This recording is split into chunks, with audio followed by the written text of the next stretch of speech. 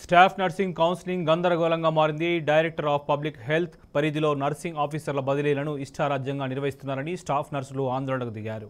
కోటి medical college వద్ద నిరసన చేపట్టారు. జీవో ప్రకారం కాకుండా ఇష్టానుసారంగా బదిలీలు చేస్తున్నారని నర్సింగ్ ఆఫీసర్స్ మండిపడ్డారు. కౌన్సిలింగ్ నిలిపివేయాలని డిమాండ్ చేశారు. అధికారుల నుంచి స్పందన రాకపోవడంతో రాత్రిపూట డైరెక్టర్ ఆఫ్ పబ్లిక్ హెల్త్ కార్యాలయానికి నర్సులు ర్యాలీగా తరలివెళ్లారు. వందల సంఖ్యలో నర్సింగ్ ఆఫీసర్స్ రోడ్డు మీదకి రావడంతో కోటిలో భారీగా ట్రాఫిక్ జామ్ అయింది. కోటి చౌరస్తాలో నర్సింగ్ ఆఫీసర్స్ ఆందోళన కొనసాగిస్తున్నారు. కౌన్సిలింగ్ను వెంటనే రద్దు చేయాలని డిమాండ్ చేస్తున్నారు.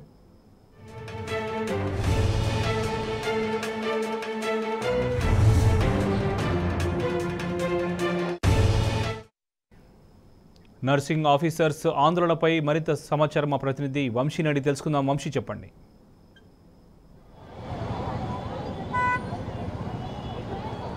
శోభన్, వైద్య ఆరోగ్య శాఖలో బదిలీల ప్రక్రియ అనేది గందరగోళంగా ఉందని కూడా చెప్పాలి. ప్రధానంగా నర్సింగ్ ఆఫీసర్స్కి సంబంధించినటువంటి ట్రాన్స్ఫర్స్లో మాత్రం కౌన్సిలింగ్ కొంత ఉధృతంగా మారిందని కూడా చెప్పవచ్చు. ఈరోజు ఉదయం నుంచి కావచ్చు, నిన్న కూడా ఏదైతే వైద్య విధాన పరిషత్కు సంబంధించినటువంటి నిన్న స్టాఫ్ నర్సులను పిలవడం జరిగింది. ఈరోజు డైరెక్టర్ ఆఫ్ పబ్లిక్ హెల్త్కి సంబంధించినటువంటి నర్సింగ్ ఆఫీసర్స్ ఎవరైతే ఉంటారో వారందరినీ కూడా ఈరోజు ఉదయం 9 గంటలకు కౌన్సిలింగ్కి పిలవడం జరిగింది. కానీ ఇప్పటి వరకు కూడా ఒక్క బదిలీ ప్రక్రియను కూడా పూర్తి చేయలేదు. దాంతోపాటుగా కొంత అవకతవకలు జరిగాయి అనేది కూడా నర్సింగ్ ఆఫీసర్స్ ఆందోళన వ్యక్తం చేస్తూ ఉన్నారు. ఈ సందర్భంగా వారు కోటి మెడికల్ కాలేజ్లో జరుగుతున్నటువంటి కౌన్సిలింగ్ సంబంధించి కొంత నిలిపివేయడం జరిగింది. ఎవరైతే ఆఫీసర్స్ అయితే ఉన్నారో, అధికారులు ఉన్నారో, వైద్య ఆరోగ్య శాఖ అధికారులు, అయితే తమకు న్యాయం జరగాలి, ఈ కౌన్సిలింగ్ ఏదైతే అవకతవకలు జరిగినటువంటి కౌన్సిలింగ్ని వెంటనే ఆపివేయాలని కోరుతూ ఆఫీసర్స్ ఎవరైతే నర్సింగ్ ఆఫీసర్స్ ఉంటారో వారందరూ కూడా రోడ్డు మీద ఆందోళన కార్యక్రమం నిర్వహిస్తున్నటువంటి పరిస్థితి కూడా మనం చూస్తూ ఉన్నాము. ప్రజెంట్ కోటి సెంటర్ అనమాట, ఇది నగరంలోనే అతిపెద్ద సెంటర్ అని కూడా చెప్పాలి. కోటి బస్ స్టాప్, కోటి చౌరస్తా వద్ద భారీ ఎత్తున మహిళలు ఎవరైతే నర్సింగ్ ఆఫీసర్స్ ఉంటారో వారందరూ కూడా వర్షాన్ని సైతం లెక్క చేయకుండా కూడా ఒక్కసారిగా రోడ్డు మీదకి వచ్చి వారి ఆందోళనను వ్యక్తం చేసినటువంటి పరిస్థితి కూడా మనకు కనపడతా ఉంది. ఖచ్చితంగా ప్రభుత్వం తమకు న్యాయం చేయాలని కూడా ఈ కౌన్సిలింగ్ని రద్దు చేసి పారదర్శకంగా నిర్వహించాలని కూడా వారు డిమాండ్ చేసినటువంటి పరిస్థితి కూడా మనకు కనిపిస్తూ ఉంది. కొంతమంది మహిళలతో కూడా ఎవరైతే నర్సింగ్ ఆఫీసర్స్ ఉన్నారో వాళ్ళతో కూడా మనం మాట్లాడించే ప్రయత్నం చేద్దాం. అమ్మ, చెప్పండమ్మా, మీరు ఎక్కడి నుంచి వచ్చారు? సార్, మేము 7th జోన్ నుంచి వచ్చినాం. 7th జోన్ నుంచి వచ్చినాం సార్. ఇప్పుడు ఇక్కడ అన్ని జోన్ల వాళ్ళు ఉన్నారు. 1 to 7 జోన్ వాళ్ళు ఉన్నారు. మల్టీ జోన్ 1, 2 వాళ్ళు కూడా హెడ్ నర్సెస్ కూడా ఉన్నారు. సో మా కౌన్సిలింగ్ పర్టికులర్ టైం అని చెప్పి ఇచ్చింది సార్. మేము మార్నింగ్ బయలుదేరి వచ్చినాము. 3, 4, 4:30, 5 అయినా కూడా ఏది కూడా మాకు చెప్పలేదు sir.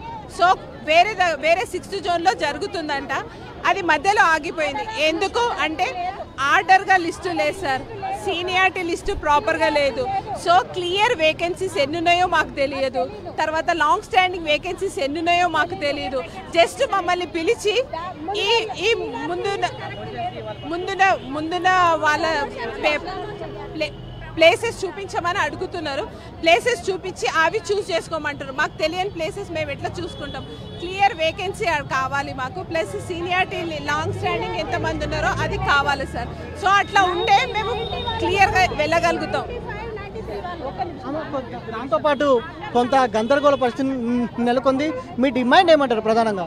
Sir, every time transfers చేయడానికి బిఫోర్ ప్రమోషన్స్ ఇస్తారు సార్.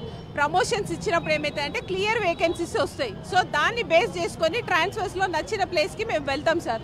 సో ఇప్పుడు క్లియర్ వేకెన్సీ ఏంటిదో తెలియదు, లాంగ్ స్టాండింగ్ వేకెన్సీలు ఎన్ని ఉన్నాయో తెలియదు సార్. యాజ్ టీస్గా మమ్మల్ని వచ్చి ఇది తీసుకోండి లేదంటే లేదు అని. ఇంకొకటి ఏంటంటే 40% యాజ్ పర్ ద జెన్యూనిటీ ప్రకారం తీయలేదు సార్.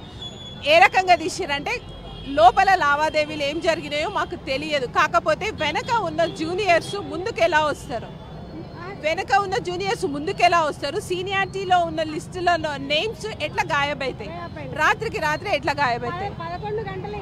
దాంతోపాటు మీ అధికారి డైరెక్టర్ ఆఫ్ పబ్లిక్ హెల్త్ ఏమైనా రెస్పాన్స్ ఇచ్చారా? ఎవరు ఇవ్వలేదు. రాత్రికి రాత్రి 11:25 మాకు ట్రాన్స్ఫర్ లిస్ట్ పెట్టారు. ఆ రాత్రి మాకు మేము ఎక్కడికి పోతాము? అలా ఎవరు వస్తాం చెప్పండి?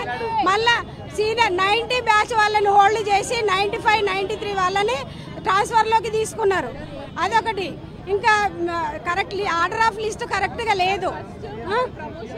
సార్ ఇప్పుడు మేము కోరుతున్న డిమాండ్ ఏంటంటే ఆన్లైన్ కౌన్సిలింగ్ మాత్రం చేస్తా అంటున్నారు. ఆన్లైన్ కౌన్సిలింగ్కి మేము ఎవరు ఒప్పుకోవట్లేదు.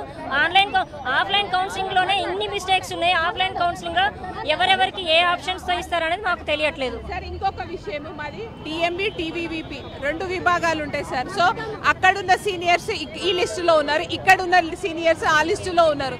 సో మాకు ఎక్కడ క్లియర్ వేకెన్సీస్ ఎన్ని ఉన్నాయి అనేది తెలియదు సార్.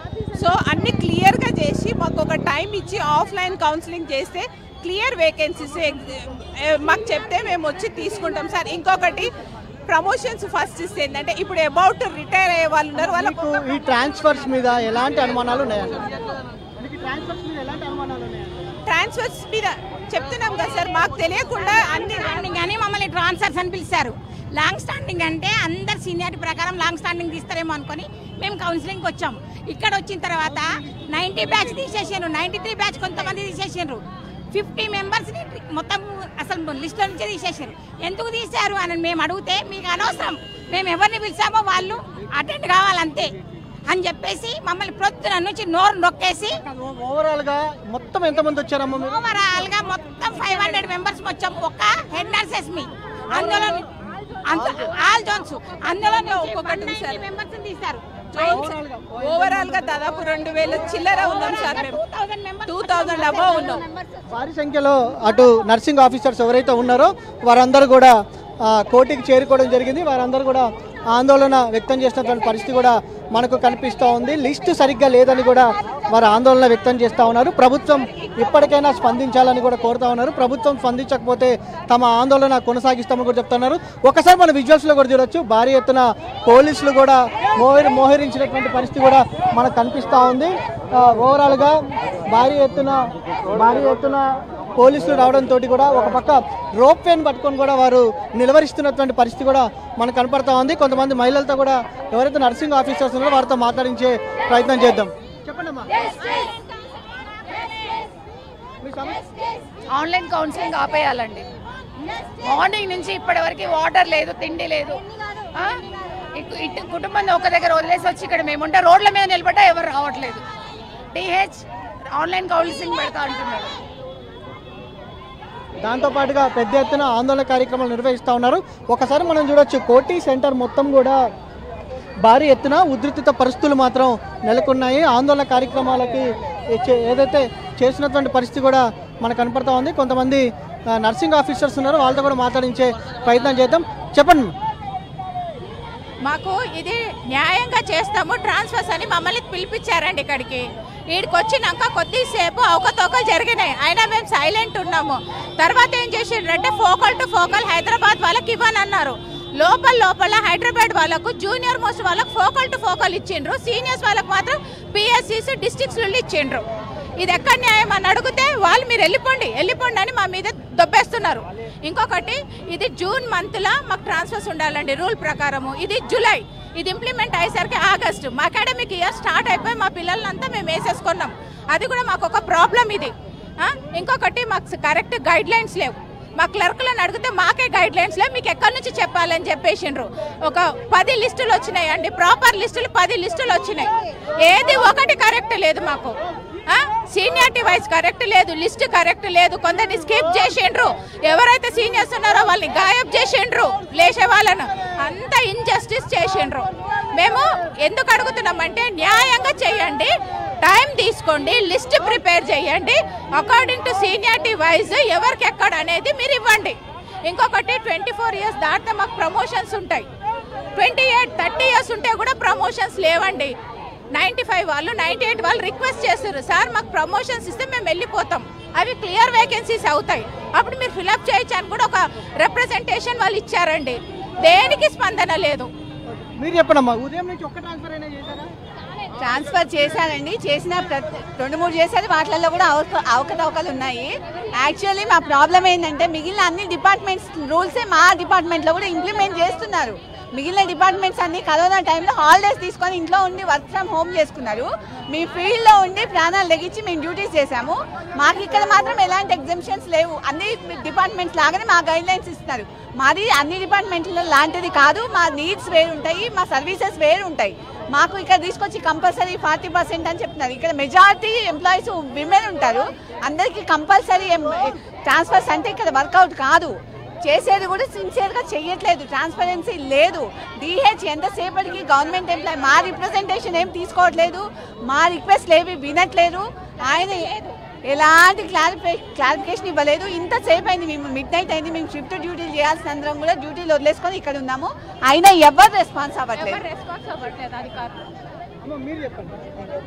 క్లియర్ వేకెన్సీస్ చూపించాలండి. మాకు ఎవరు విల్లింగ్ లేదు. ఈ ఫోర్స్ఫుల్ అవుతుంది మాకు ట్రాన్స్ఫర్. ఇప్పటి వరకు మీకు లోపల ఐడింగ్ చేస్తా ఉన్నారా, లేకపోతే లిస్ట్ ఏమైనా మీకు పెట్టారా బహిరంగంగా? ఎంత వచ్చినాయండి, ఒక్కలే కాదు, ఎన్నో లిస్ట్ వస్తున్నాయి, ఒక్కటి కూడా కరెక్ట్ లేదు. ఒక్కటే రూల్ అండి, అర్థమవుతలేదు అసలు. అన్న చెప్తున్నారు లిస్ట్ మాత్రం ఈ రోజు వరకు కూడా ప్రాపర్ లిస్ట్ అనేది ఇంతవరకు చేయలేదు. కంప్లీట్ ఫెయిల్యూర్, డిహెచ్ వాళ్ళు కంప్లీట్ ఫెయిల్యూర్. ఒక లిస్ట్ పెడుతున్నారండి, ఆ లిస్ట్ లో పైన కిందకి పేర్లు వస్తున్నాయి, తెల్లారేసరికి పేర్లు ఉండట్లేవు. అందులో జూనియర్స్ తీసుకుపోయి ఏమో సెంటర్ లో పెడుతూ ఉన్నారు, సీనియర్లను తీసుకుపోయి ఊరు బయట వేస్తున్నారు.